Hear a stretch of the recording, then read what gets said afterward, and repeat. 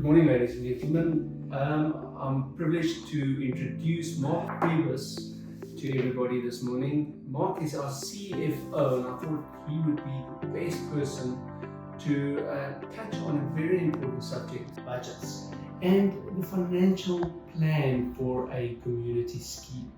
Every year around about February, we've got our Minister of Finance talking to the President and in Parliament presenting the budget for the forthcoming year.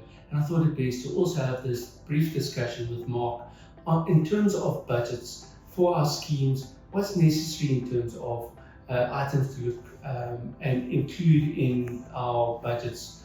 Thank you, Mark. Thanks for meeting with me. Thanks for the discussion. And let's just dive right in. Great, thanks, Botha. Yes, as you've touched on, February is a year end for a lot of our schemes, and a lot of them are going to be going to AGMs in the coming months and approving the budget. And we thought, let's discuss what to look at when you're looking at a budget. So the first thing to look at is to paint the financial position of your scheme. So turn to the financial statements in your AGM pack and look at the balance sheet and look to see where the equity is, look at the cash balances, look for liabilities, and then also things like debtors, but understand where you stand financially going forward into the next financial year.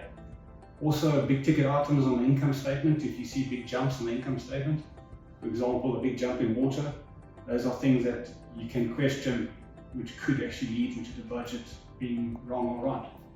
Thanks, Mark.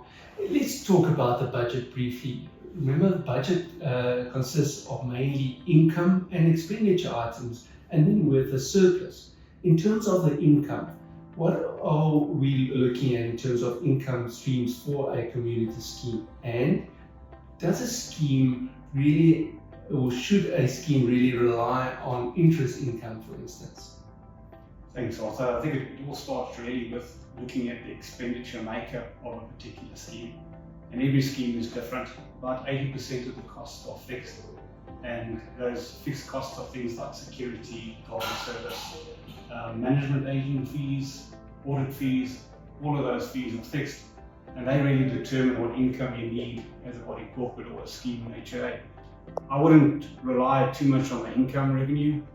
Your cash balances can fluctuate during the course of the year, and so too can your interest on debtors if you have a big debtor that pays, which is what we all want. Yes, and a community scheme is generally taxed on other income. Correct. And so the more income generated from other sources other than levies, you may end up with a tax burden. Correct. And that you have to budget for that as well. So let's touch on the expenses of a community scheme. You mentioned there are fixed expenses like security, like insurance, like administration fees, and so forth. But there are items like maintenance, for instance, that's a variable. That's not necessarily a fixed expenditure. And then projects. Should a project be under the standard budget, or should it fall under the maintenance reserve and the maintenance budget? Thanks, Botha. So you've touched on a valid point there. So in 2016, the Sectional Titles Act was changed to make it mandatory that schemes have a 10-year maintenance plan and a reserve fund. So what that means is long-term maintenance items like the painting of the scheme, replacing of the electric fence, those are all items that actually form part of your reserve fund budget, and they need to be budgeted for separately and provided for separately. So check that your scheme does have a 10-year plan and that the reserve fund is sufficient. Thank you.